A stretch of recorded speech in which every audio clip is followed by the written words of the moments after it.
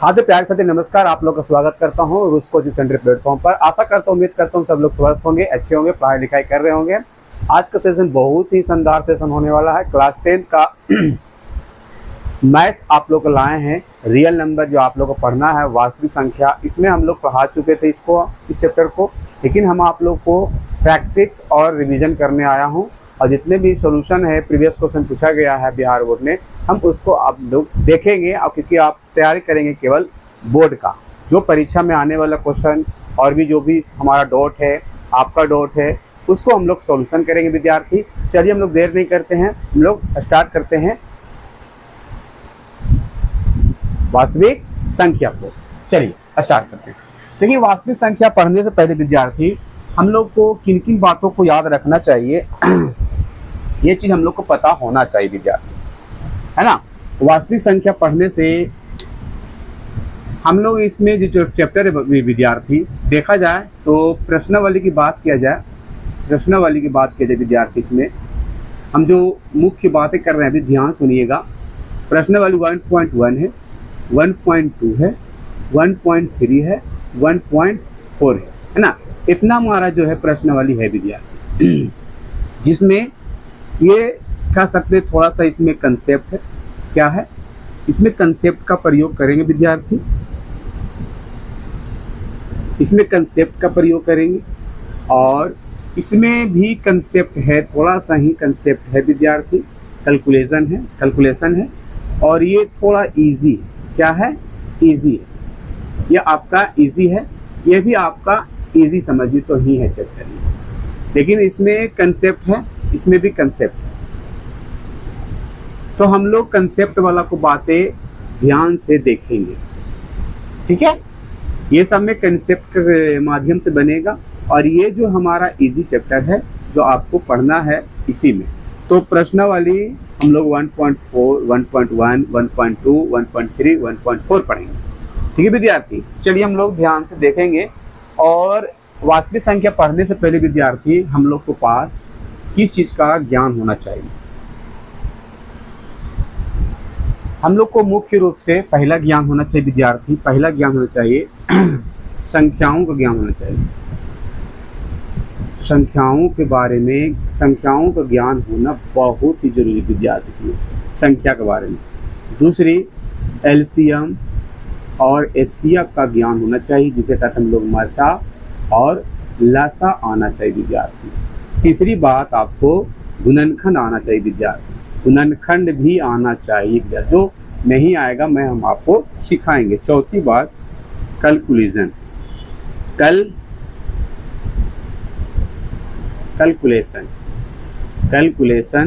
आपको आना चाहिए विद्यार्थी, यानी जोड़ घटाव भागा गुना आपको आना ही चाहिए विद्यार्थी। अगर ये सब आपके पास नॉलेज है, दिमाग में है, तो आपके लिए वास्तविक संख्या कोई चैप्टर बड़ा नहीं। चलिए हम लोग बात करते हैं।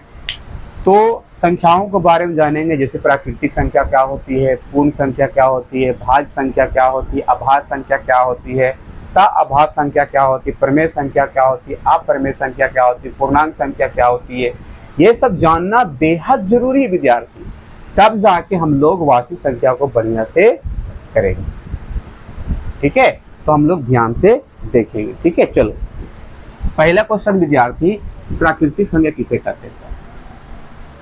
प्राकृतिक संख्या कैसे कहते हैं सर? प्राकृतिक संख्या हम उस संख्या कहते हैं जो संख्या एक से, या तो गिनती से, यानी कि गिनती कहिएगा तो क्या कहिएगा, 1 से कहिएगा, है ना। गिनती कब कहाँ शुरू होती है? 1 से शुरू होती है सर, है ना। तो लिख सकते हैं गिनती की संख्याओं को या संख्या को प्राकृतिक संख्या कहते हैं, प्राकृतिक संख्या कहते हैं, याद रखना, कहते हैं। ये बहुत इंपॉर्टेंट है, ठीक है। चलो आप एग्जाम पर जैसे भी बात किया जाए, गिनती से बात किया जाए विद्यार्थी, है ना, 1, 2, 3, 4 ... इन्फिनिटी तक, है ना। अगर इसमें पूछा जाए विद्यार्थी, इसमें सबसे छोटी संख्या क्या है? प्राकृतिक संख्या में सबसे छोटी संख्या कौन है? सबसे छोटी संख्या कौन है? सबसे छोटी संख्या, तो सबसे छोटी पूछेगा विद्यार्थी, क्वेश्चन पूछ भी रखा है, छोटी संख्या पूछेगा तो 1 बताइएगा, और सबसे बड़ी पूछेगा तो क्या बताइएगा, सबसे बड़ी पूछेगा आपसे तो क्या बताइएगा, सबसे बड़ी पूछेगा बाबू तो इन्फिनिटी बताइएगा, इन्फिनिटी अनंत तक, क्योंकि संख्या के बात किया जाए, प्राकृतिक संख्या की बात किया जाए तो अनंत संख्या होती है, तो इन्फिनिटी बताइएगा। ठीक है, सबसे छोटी संख्या 1 बताइएगा, सबसे बड़ी संख्या इन्फिनिटी बताइएगा। क्या समझ में आ गया होगा, है ना। चलिए, ये भी समझ में आ गया होगा, तो हम लोग दूसरा बात करते हैं। दूसरी इसमें है पूर्ण संख्या।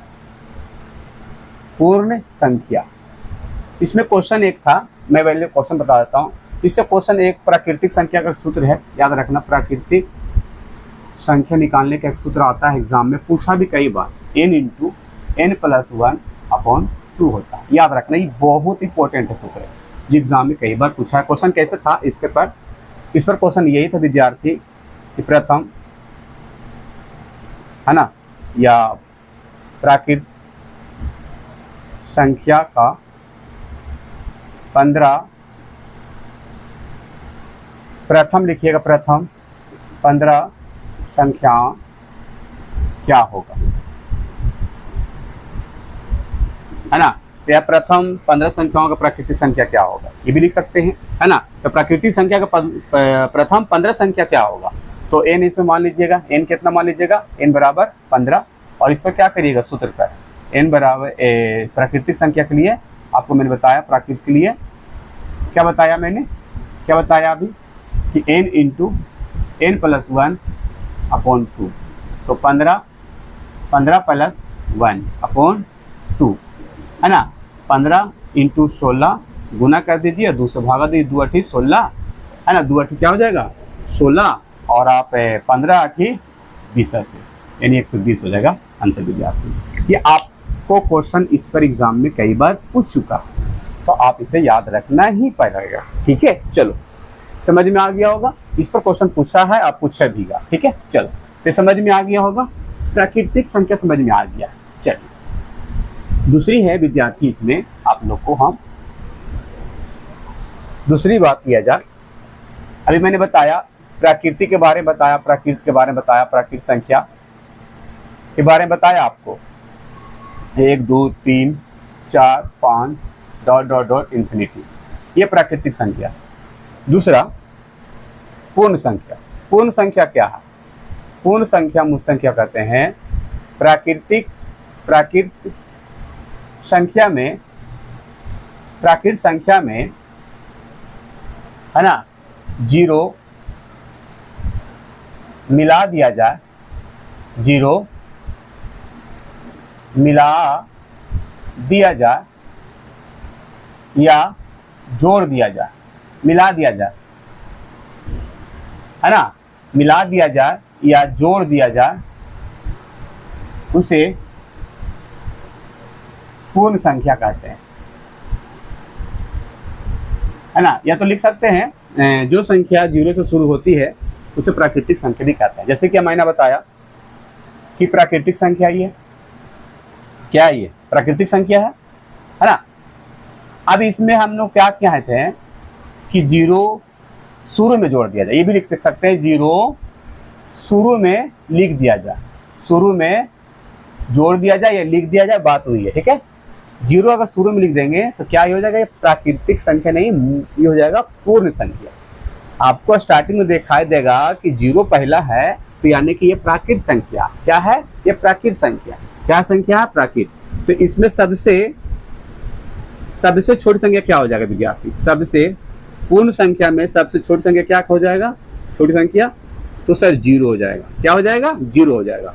और सबसे बड़ी क्या हो जाएगा विद्यार्थी, सबसे बड़ी हो जाएगा सर, सबसे बड़ी हो जाएगा सर आपका इन्फिनिटी हो जाएगा। क्या समझ में आ गया होगा, क्या समझ में आ गया होगा।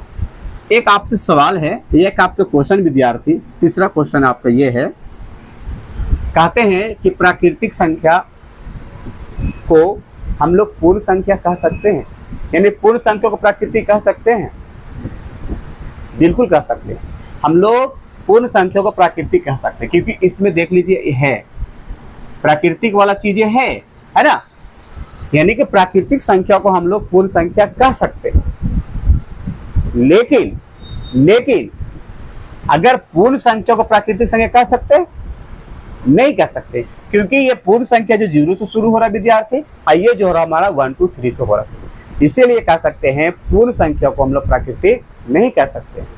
प्राकृतिक संख्या को हम लोग पूर्ण यानी पूर्ण संख्या को प्राकृतिक कह सकते हैं, क्योंकि इसमें 1 2 3 4 5 है, इसीलिए ये पूर्ण संख्या प्राकृतिक कहलाएगी। अब प्राकृतिक संख्या पूर्ण संख्या नहीं कहलाएगी। याद रखना, एग्जाम में पूछा भी कई बार। ठीक है, चलो नेक्स्ट है इसमें आपका याद रखना, ये क्वेश्चन आपको पूछा भी है और याद रखना बेहद जरूरी है। अब क्या किया जाए, अभी मैंने बताया आप लोग को पूर्ण संख्या के बारे में। क्या बताया? पूर्ण संख्या के बारे में आपको बताया अभी कि पूर्ण संख्या मैंने बताया 0 1 2 3 4 5 डॉट डॉट डॉट इंफिनिटी, है ना, ये मैंने बताया। तीसरी क्वेश्चन विद्यार्थी, पूर्णांक की संख्या किसे कहते हैं? पूर्णांक संख्या किसे कहते हैं? कह सकते हैं पूर्ण संख्या में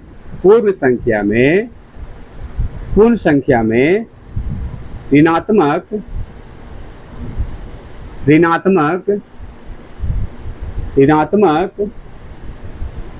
संख्या जोड़ दिया जाए, या ऋणात्मक पूर्ण संख्या जोड़ दिया जाए, भी लिख सकते हैं ऋणात्मक पूर्ण संख्या जोड़ दिया जाए तो उसे पूर्णांक संख्या कहते हैं। पूर्णांक संख्या कहते हैं। ठीक है, जैसे कि अभी मैंने क्या लिखा, 0 1 2 3 4 5 dot dot dot dot infinity. अब यहां पर से हम अगर जोड़ते विद्यार्थी, क्या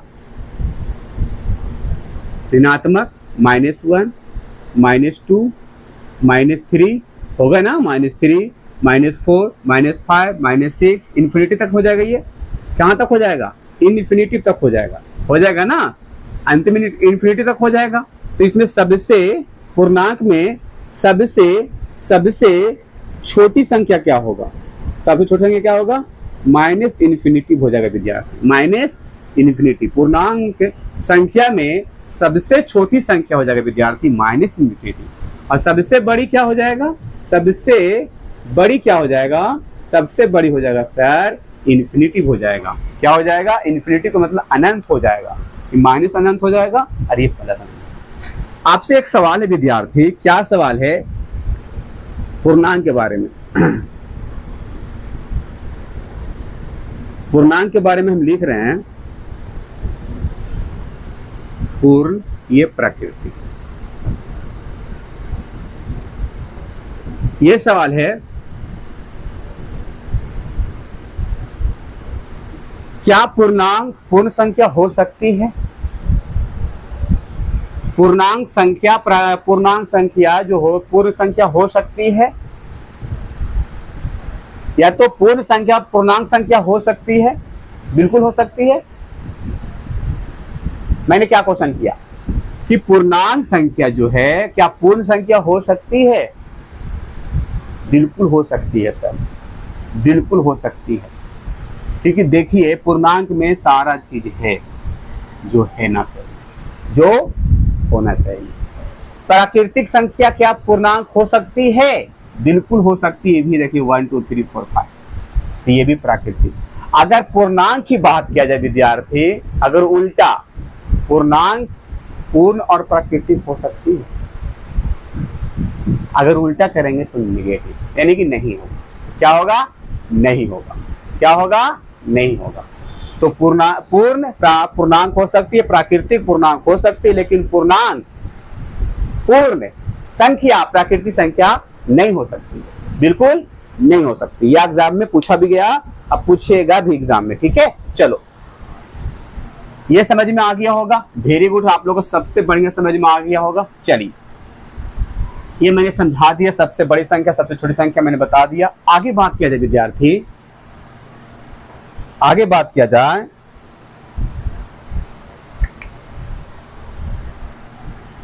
आगे बात करते हैं हम लोग सम संख्या।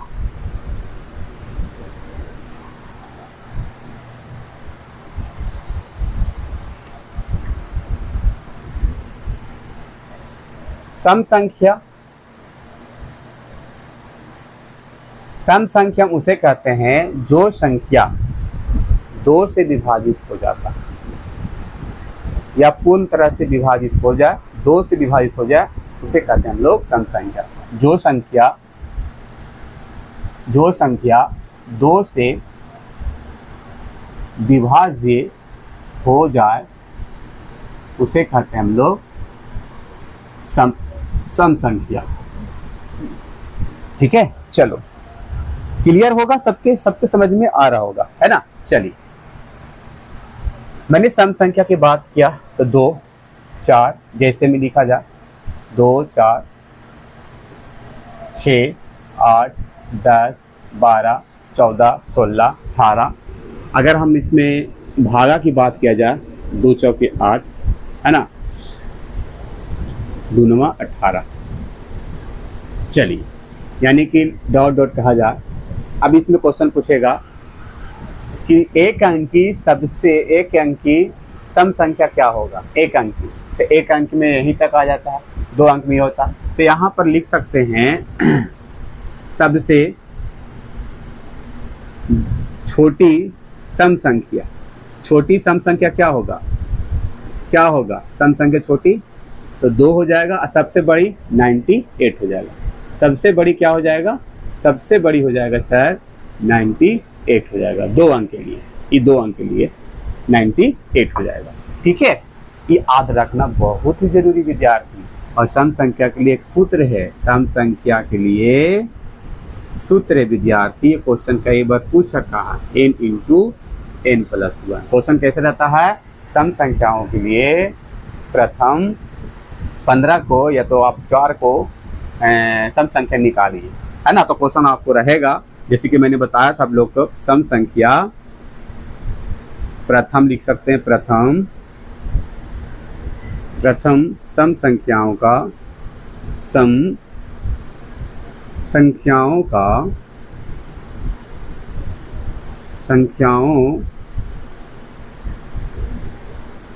प्रथम सम संख्याओं का योगफल निकालिए। यहाँ पर लिख सकते हैं प्रथम करके, कुछ संख्या भी लिख सकते हैं, प्रथम 10 सम संख्याओं का योगफल निकालिए। तो आप ऐसे निकाल सकते हैं, है ना। इसको क्या मान लीजिएगा, n बराबर 10, और 10 मान के यहाँ पर 10 × 10+1 आप यहाँ पर क्या कर लीजिएगा, 11 से मल्टीप्लाई करिएगा, कितना जाएगा 110। ये क्या हो जाएगा आंसर। तो याद रखना। Very good. चलिए, विषम संख्या तो पता होगा सबको आपको। जो संख्या विषम संख्या, जो संख्या 1 से कटे यानी कि 3 से कटे, और यानी कि समझ विषम संख्या की पता होगा। विषम संख्या है ना, जो संख्या 1 से कटे और 3 से कटे, है ना। 1 3 5 7 9 11 13 15 17 19, है ना। भागा दिया जाए यहाँ पर से 99 में तो 3 3 9, ये लास्ट में 99 कर दिया जाए, तो सबसे छोटी संख्या हो जाएगा विषम संख्या में 1, और सबसे बड़ी हो जाएगा 99 हो जाएगा। ऐसे तो इन्फिनिटी कहिएगा आप, इन्फिनिटी भी कहिएगा, लेकिन यहाँ पर आप 99 कह सकते हैं अभी 2 अंक के लेकर। 1 अंक के विषम संख्या आपको 1, और सबसे बड़ी कह सकते हैं तो 99 कहिएगा। और इसके लिए भी सूत्र आता है, इसके लिए भी, यानी विषम संख्या के लिए सूत्र विद्यार्थी, विषम संख्या के लिए सूत्र है, इस पर क्वेश्चन पूछ सकता है। n स्क्वायर होता है इसका सूत्र विद्यार्थी, और इसका होता है ये n × n+1 होता है सम संख्या के लिए निकालने के लिए आपका सूत्र होता है। समझ में आ गया होगा, आशा करता हूँ, उम्मीद करता हूँ सब लोग का अच्छा समझ में आ रहा होगा। संख्या का ज्ञान होना बेहद जरूरी है। चलो, क्लियर होगा। चलो आगे बात करते हैं विद्यार्थी, हम लोग आगे बात करते हैं। आज आपका समझिए तो लेक्चर वीडियो समाप्त होगा, है ना। आगे हम बात करते हैं विद्यार्थी, इसका बाद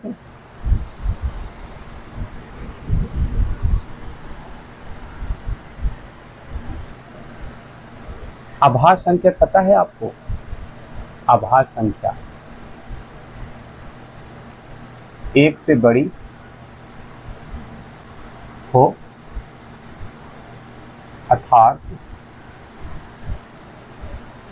एक से बड़ी हो अर्थात स्वयं और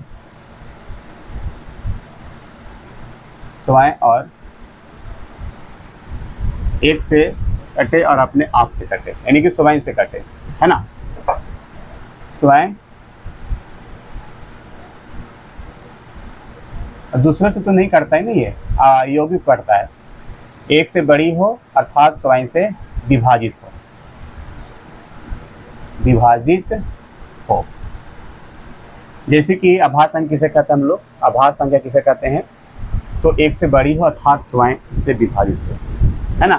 दूसरे से विभाजित नहीं होगा। दूसरे से विभाजित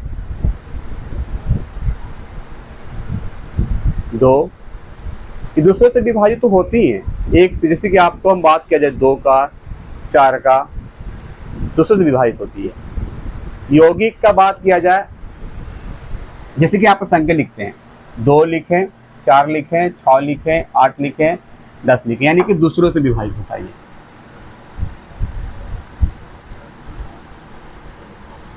दूसरों संख्या से विभाजित होगा, ठीक है। चलो 2 4 6 8 10 12।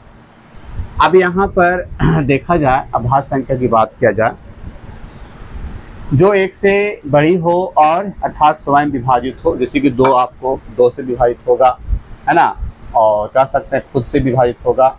4 6 8 ये भी आपका होगा।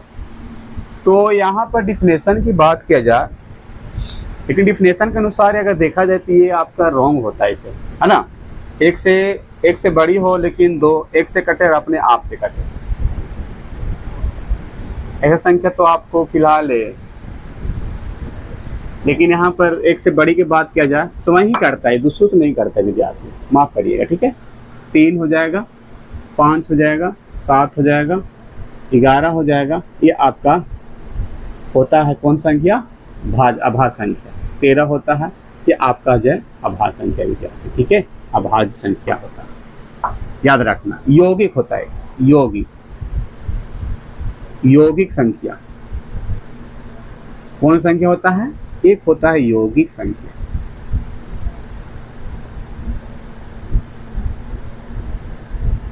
या तो इसे ऋण संख्या भी कहते हैं हम लोग। ये क्या होता है? ये एक से बड़ी होती है, एक से बड़ी, और अर्थात स्वयं करता हो और दूसरों से करता हो, दूसरों संख्या से विभाजित होता हो,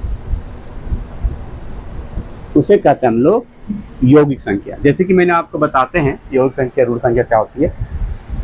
जैसे कि एक से कटे, एक से बड़ी मतलब 2 हो जाएगा, योग हो जाएगा 2 4, एक से कटेगा, 2 से कटेगा, और ये खुद से कटेगा तो नहीं कटेगा, ये तो ये कहाँ से हो जाएगा? तो ये आपका जो होता है यौगिक संख्या 4 हो सकता है, एक से कटेगा, 2 से कटेगा और खुद से कटेगा, होगा ना, कटेगा ना ये। उसके बाद क्या 6 भी कटेगा एक दूसरे से, उसके बाद 8, उसके बाद 10, उसके बाद क्या हो जाएगा 12, उसके बाद क्या होगा डॉट डॉट डॉट डॉट कह सकते हैं इन्फिनिटी तक, है ना। उसी प्रकार इसमें सबसे छोटी संख्या क्या हो जाएगा? 4 हो जाएगा, सबसे बड़ी कह सकते हैं। अगर चेक करके देखा जाए तब अगर यहाँ पर 98 की बात किया जाए तो 2 से कटेगा, ये 2 से कटेगा, बिल्कुल कटेगा, और ये 4 से कटेगा, 4 से 4 का 4 नहीं कटेगा 4 से। मतलब ये कह सकते हैं एक से कटे, एक से बड़ी हो अर्थात स्वयं कटे और दूसरों जाके विभाजित होता, उसे कहते हैं हम लोग यौगिक संख्या और ऋण संख्या कहते हैं विद्यार्थी। क्या कहते हैं? यौगिक और ऋण संख्या, है ना। अगर आपको बात किया जाए, यहाँ पर आपको भागा दे दिया जाए, अभी मैं बताता हूँ, ये समझ में आ गया यौगिक यानी कि अर्थात स्वयं करता हो, एक से बड़ी हो और स्वयं कटता हो उसे कहते हैं हम लोग अभाज्य संख्या। अयोगिक संख्या एक से बड़ी अर्थात स्वयं कटे और दूसरों से विभाजित भी हो जाए उसे कहते हैं हम लोग यौगिक संख्या। क्या कहते हैं हम लोग? यौगिक संख्या उसे कहते हैं। आगे बात किया जाए विद्यार्थी, आगे बात किया जाए, यहाँ तक तो समझ में आ गया होगा आप लोग को, आ गया होगा, आराम से आ गया होगा। आगे बात करते हैं सा अभाज्य संख्या। सा अभाज्य संख्या, सा अभाज्य संख्या क्या होती है? ये क्वेश्चन पूछ चुका है। सा अभाज्य संख्या वैसा संख्या जिसका युग्म मतलब जोड़ा, युग्म मतलब जिसका जोड़ा का मसा एक आता हो, एक आता हो उसे कहते हैं हम लोग सा अभाज्य संख्या। यानी कि दो संख्या जोड़ा रहेगा, उसका मसा एक आना चाहिए, तब वो कहलाएगा हमारा सा अभाज्य संख्या। जैसे कि आपको अभाज्य मसा मतलब समझते होंगे आप लोग, मसा महत्तम समावर्तक जिसे कहते हैं हम लोग HCF, जिसे कहते हैं हम लोग HCF आप लोग को निकाले आना चाहिए, है ना। HCF आप लोग को निकाले आना चाहिए। जैसे कि HCF आपको कहते हैं, आपको 4 से 20 में आपको 4 से भागा दिया जाए, या तो आप यहाँ पर 2 से दिया जाए, मतलब जो भी आपको 8 से दिया जाए इसे भागा दीजिए। 8 8 दूनी 16, 4 यहाँ पर आ जाएगा 8, 4 दूनी 8, है ना। आपने सीखा होगा इस प्रकार के, जिससे पूर्ण करता है वही क्या हो जाता है मसा। तब मसा इसमें कितना हो जाएगा? मसा इसमें हो जाता है 4। लेकिन इसमें ऐसा नहीं करना है गुणनखंड के, मतलब कि इस तरह से बनाना नहीं आपको, यानी कि इसमें देखना है जोड़ा, जोड़ा देखना है कि जिसका मसा 1 होता हो। आप मसा की बात करें 1 और 3 को बात कर लें, 3 और 5 के बात कर लें, इसका क्या हो जाएगा? मसा 1 ही आएगा, मसा 1 ही आएगा, है ना। मसा निकालने का मैंने बता देता हूँ, तुरंत बताता। 5 हो या 5 के बाद 2 हो, ये आपका क्या है? जैसे एग्जाम्पल में क्या सा अभाज्य का, जैसे कि आपको मैं बताता हूँ अभी मसा निकालने के लिए। जैसे कि आपको मसा देता हूँ, अब यहाँ पर मसा है 2 और 6 का मसा निकालिए। 2 और 6 का क्या निकालिए? मसा निकालिए। देखिए ध्यान सुनिएगा, मसा निकाले। 2 और 6 का मसा निकालते विद्यार्थी, देखिए ध्यान से देखिएगा। मसा निकाल रहे हैं 2 और 6 का। 2 का इस प्रकार कर दीजिए, 6 का इस प्रकार कर दीजिए, है ना। 2 का 2 1 लग गया, 2 3 6, 3 का 3, ठीक है। अब यहाँ पर 2 का लिख देते हैं 2 1, और यहाँ पर 6 का लिख देते हैं 2 गुने 3 गुने 1। मसा में क्या करते हैं? इस प्रकार के मसा में हम लोग गुणनखंड को, ये गुणनखंड होगा एक तरह से। क्या हुआ? गुणनखंड होगा। मसा में क्या होता है कि मसा का सूत्र ही आपको देखा जाए HCF करता है। HCF होता है मसा,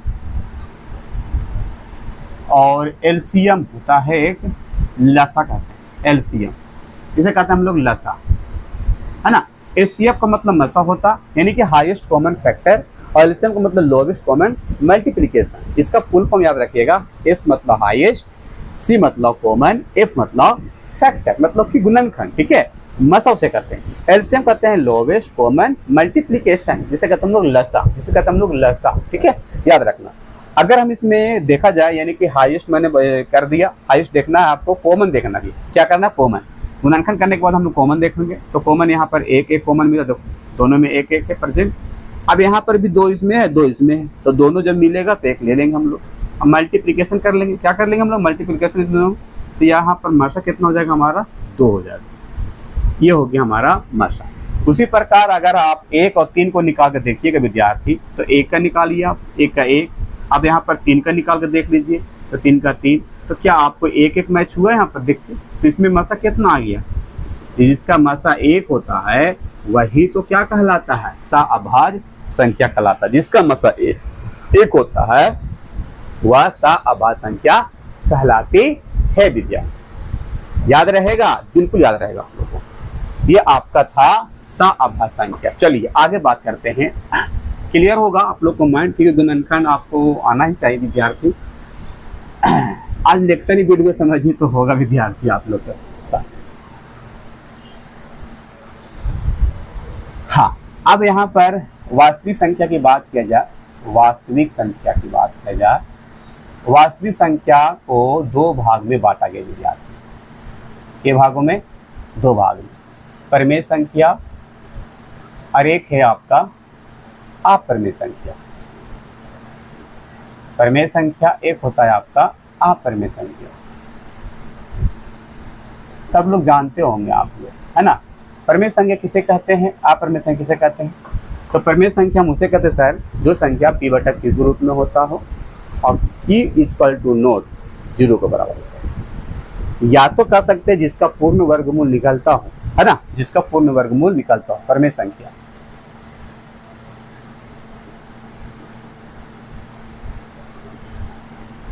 जो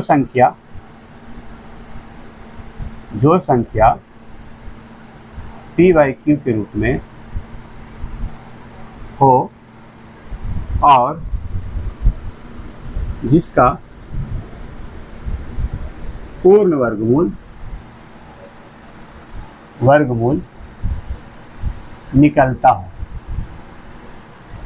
उस संख्या को हम लोग क्या कहेंगे? प्राकृतिक संख्या, सॉरी माफ करिएगा, पूर्ण परिमेय संख्या कहेंगे। क्या कहेंगे हम लोग? परिमेय संख्या। जैसे कि एग्जाम्पल की बात किया जाए विद्यार्थी, क्या यहाँ पर 1 है परिमेय संख्या? बिल्कुल है।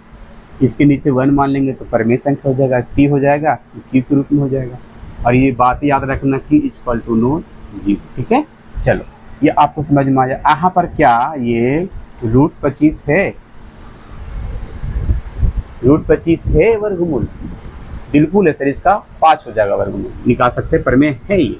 अब क्या यहाँ पर 0.10 है परिमेय? बिल्कुल, यहाँ से पॉइंट हटेगा सर, यहाँ पर 10 आ जाएगा और ये आपका हो जाएगा भी 10 बाई 10, 10 काटेंगे, 1 बाई 1 p बटा q के रूप में है। उसी प्रकार आगे देखा जाए विद्यार्थी, क्या ये प्राकृतिक हो सकता है?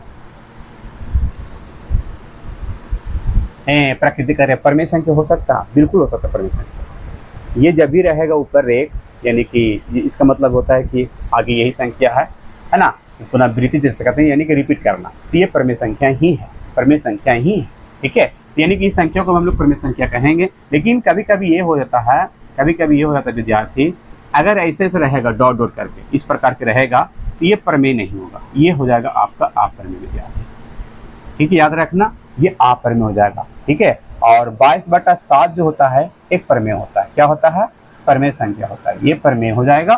क्लियर, याद रखना। उसी बाद आपको देखा जाए परिमेय अपरिमेय की बात विद्यार्थी, अपरिमेय में बात किया जाए तो जो संख्या p बटा q के रूप में नहीं होता और जिसका वर्गमूल नहीं निकलता है उसे कहते हैं हम लोग क्या?